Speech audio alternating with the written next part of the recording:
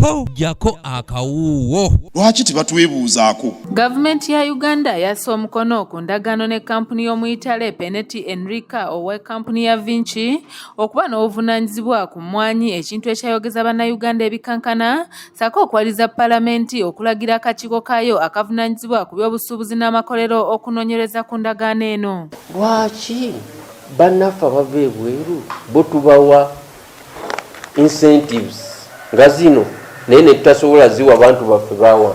Olina omusonyiwa omusolo gwonna naye wedduuka bw'atasasula license kufulu bwe.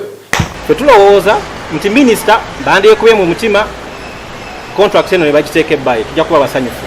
Naye ekirala bamusiga nsimbi bangi be bawadde tax exemption mu nsi eno, ne returns ziriwa. Mu alipoota y'akakiiko ka Paalamenti kano eyasomeddwa ssentebe waako Honorable Mpaka Mwine olunaku olw'eggulo, yalaze obunafu bwonna obwali mu ndagaano eno, omuli okubanga abagisaako emikono tebagobera ssemateeka, nga n'abakulu abalina okuwabula mu ngeri ezitali zimu, omuli ne ssaabawolereza wa gavumenti tebakola mulimu gwabwe, ssaako n'ensonga endala abaka kwe basinzidde okusalawo nti endagaano eno esazibwemu n'abakungu mu gavumenti abavaako emberebezi bakangavvulwe. And Section 80 of the Local Government Act, Cap 243, the agreement executed between the Government of Uganda and Uganda Vinci Coffee Company Limited is unconstitutional, illegal, void, ab initio, and unenforceable at law.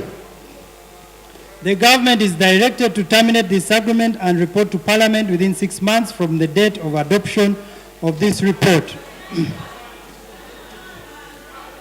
Upon termination, government should regularize its relationship with Uganda Vinci Coffee Company Limited through proper due diligence, due process, and proper stakeholder consultation before further business can proceed, thus initiating fresh negotiation. Abaka ba Paalamenti betwogeddeko nabo basiimye ebyasaliddwawo akakiiko, ssaako Paalamenti eyawamu olw'okussa ekimu ku nsonga eno ebadde esuza bannayuganda naddala abalimi emmwanyi nga batunula. President ffe tusuubira nti sometimes taba bulungi na information oba abantu bakola nabo olumu bamuwawula obubi oba tebamu advisinga bulungi okusinziira ku biki, kuba yatulaga nti naye agreement yali tannamanya bulungi ebyalimu.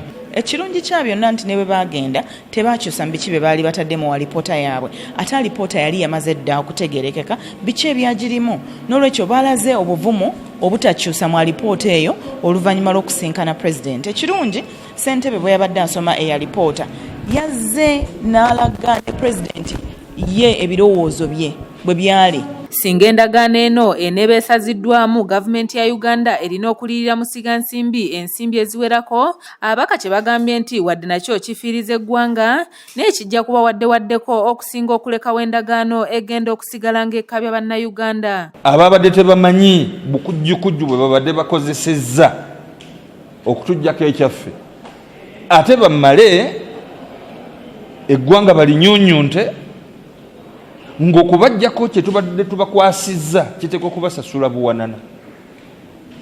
Twabalabuukiridde bulabuukirizi okusobola okwetaasa olunnabe. The Uganda Vinci team didn't sign that agreement. They only had a witness. So one wonders why they chose not to sign in the section of Uganda Vinci. Endagaano eno abantu abakwatibwako emmwanyi ssaako abaka ba Paalamenti bagisimbira ekkuuli okuviira ddala mu ntandikwa olw'ebirumiro ebigirimu, omuli okubanga mu kugisaako emikono ssemateeka teyagobererwa, musiga nsimbi Peneti obutaba na nsimbi ziddukanya mirimu, ate okuleka okusinga ettaka gavumenti lye yamuwa okukolerako emirimu, okumusonyiwa emisolo okumala emyaka 10 ssaako n'ebirala abaka bagamba nti tebirina we biyambira ggwanga, ate okuleka okulibbika mu ddubi. Teri n'omu gwe beebuuzizaako. Obwakabaka bwa Buganda nabwo nno bulina omukono munene mu mmwanyi. Lwaki tebatwebuuzaako? Oba oli awo obwakabaka bwe buyambye okusitula obungi bw'emmwanyi. Signatories abakulu ku kiyitibwa endagaano kiteekwa okubeerako promisa ne promisi. Ate kaakati promisa bw'asayininga nga witness, ekyo kyennyini kitta endagaano. Sikisuubira mu kulowooza kwange nti Peneti yali akozeeko ku mulimu gw'emmwanyi agenda kutandikira mu Uganda. Mu Uganda wokka we wali investor ajja, Uganda nemuwa buli kimu investinge. Uganda emuwa ettaka nga lya bwereere, Uganda nemuwa ssente nga za bwereere. Uganda nemuwa buli kimu olumala ne bamuteekako nti gwe investor. Musigansimbi ono Enrica Pinetti y'omu eyaweebwa omulimu ogw'okuzimba eddwaliro ery'omulembe mu bitundu ebyerubowa. Omulimu guno n'okutuusa kati ogukyajjudde ebibuuzo so ng'ensimbi mpitirivu ezaakayisibwa okulaba ng'eddwaliro lino lizimbibwa. Kuba contract gye baasayininga eraga nti contract alina okuweebwa ssente ng'alina level gy'atuuseeko ey'okuzimba. Naye tubuuziza minisita n'atugamba amaze emyaka egiwera nga tagendayo ku site tamanyi kiriyo yeetaaga ogendayo okulaba. So ndi Sarah Nandawula ku lwa ABS TV Jakakawuwo. And this should be done as quickly as possible.